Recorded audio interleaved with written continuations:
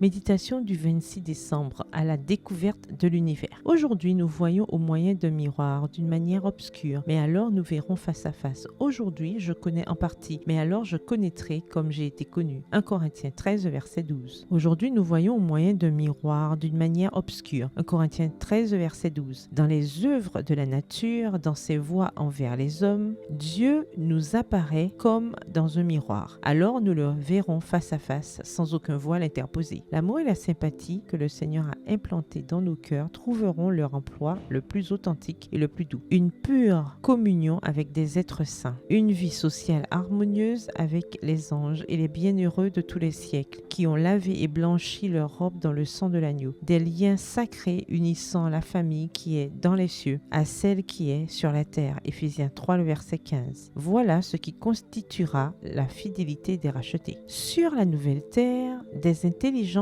immortelles contempleront avec un perpétuel ravissement les merveilles de la puissance créatrice et les mystères de l'amour rédempteur. Plus d'ennemis rusés et cruels pour nous entraîner loin de Dieu. Les trésors inépuisables de l'univers seront proposés à l'étude des rachetés de Dieu. Des délices inexprimables attendent les enfants de la nouvelle terre auprès d'êtres qui n'ont jamais péché et dont ils partageront la joie et la sagesse. Dégagés des entraves de la mortalité, ils seront emportés en un vol inlassable vers les mondes lointains qui ont frémi au spectacle des misères humaines et entonné des chants de joie chaque fois qu'ils apprenaient le salut d'un pécheur. Ils verront sans voile les gloires de l'espace infini constellé de soleils et de systèmes planétaires, parcourant avec ordre leurs orbites autour du trône de la divinité. Tous les objets de la création, du plus petit au plus grand, porteront la signature du Créateur et manifesteront les richesses de sa puissance. À mesure qu'ils se dérouleront, les siècles éternels apporteront avec eux des révélations toujours plus glorieuses de Dieu et de son Fils. Le progrès dans l'amour, la révérence et le bonheur marchera de pair avec celui des connaissances. Plus les hommes apprendront à connaître Dieu, plus aussi grandira leur admiration de son caractère. Et au fur et à mesure que Jésus dévoilera aux élus les mystères de la rédemption et les résultats du grand conflit avec Satan, leurs cœurs tressailleront d'amour et de joie, et le chœur de louange exécuté par 1000 millions de rachetés s'enflera, puissant et sublime. Extrait du livre La tragédie des siècles, au chapitre 42, aux pages 593 et 594. Bonne soirée, que l'Éternel vous bénisse.